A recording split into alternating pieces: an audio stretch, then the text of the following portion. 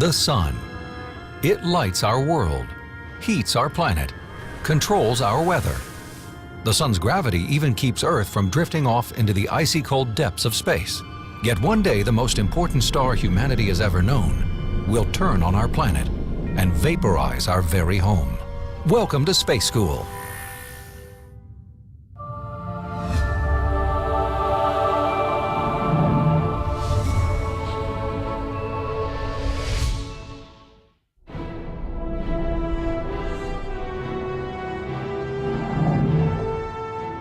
The sun has been worshipped as a god throughout much of recorded history. The Aztecs in Mexico, the builders of Stonehenge in England, the ancient Egyptians, all saw the sun as a deity. The ancient Greeks called the sun god Helios. The Egyptians named him Ra. Even after Copernicus in the 16th century proved the sun was the center of the solar system, debate still raged over just how a single body could give off so much heat and light. In the end, it took the genius of Albert Einstein and his famous equation E=mc² to decipher just how the sun worked. The sun's warmth and light, he realized, came from converting matter directly into energy through atomic reactions. The sun forms the center of our solar system and contains more than 99% of its mass. Our home star's diameter is 864,900 miles, 109 times greater than that of the Earth. Because of its immense size, the sun has a powerful gravitational force, powerful enough to hold 8 planets, more than 200 moons, and countless other celestial bodies in orbit. One of those planets, Greek for wanderers, is our own home, planet Earth, 92 million miles from the sun. The star we orbit, the star that forms the center of our solar system, is more than 4.5 billion years old. It has no solid surface. Rather, it is comprised of gases, mainly hydrogen, helium, oxygen, and carbon. Gravity binds these gases together, pressing them towards the center, giving the sun its spherical shape. That gravity also creates intense pressure and huge amounts of friction. Friction that causes the sun's hydrogen to be converted into helium, meaning our sun is a supersized atomic reactor. The process is called nuclear fusion. It occurs when 2 atomic nuclei are forced together, forming a single new element, releasing huge amounts of excess energy. Every second of every day, our sun produces as much energy as 1 trillion megaton bombs. Every second, 700 million tons of hydrogen are converted to helium, releasing 5 million tons of energy. The sun's surface is called the photosphere.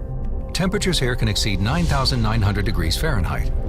At the sun's core, temperatures reach a staggering 127 million degrees, and the energy created at the core takes nearly 100,000 years to reach the surface. Once it gets there, this energy escapes as radiation, and just 8 minutes later reaches the Earth in the form of light. Due to the intense heat, most of the sun exists in a plasmatic state, a state beyond a gas where atoms have become ionized, losing some of their electrons and positive ions. Some of that plasma escapes the sun's gravity as solar wind, and when those charged particles reach the Earth's atmosphere, they react with our planet's magnetic field. We see this reaction as a glow in the night sky, the aurora borealis, or northern lights. Some scientists believe that solar wind could replace rocket fuel to power a spaceship. 5.5 billion years from now, the sun will begin to go out. Having consumed most of its hydrogen fuel, the core will contract and heat up, causing the outer layers to expand. Our sun will become a red giant, growing so large that it will actually reach the current orbit of the Earth.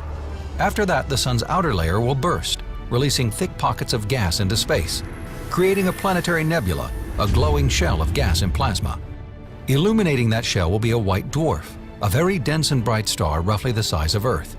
Eventually, all of its energy will be expelled, leaving behind a black dwarf, a dead star. As for the future of Earth, even if it escapes into a more distant orbit, temperatures here will rise so high that water, and life as we know it, will cease to exist.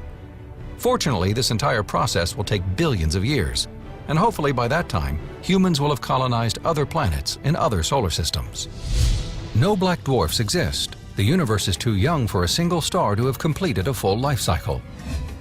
The sun, for us, is without a doubt the most important star in the universe, and studying it is key, both to our understanding of the cosmos and to the future of our species.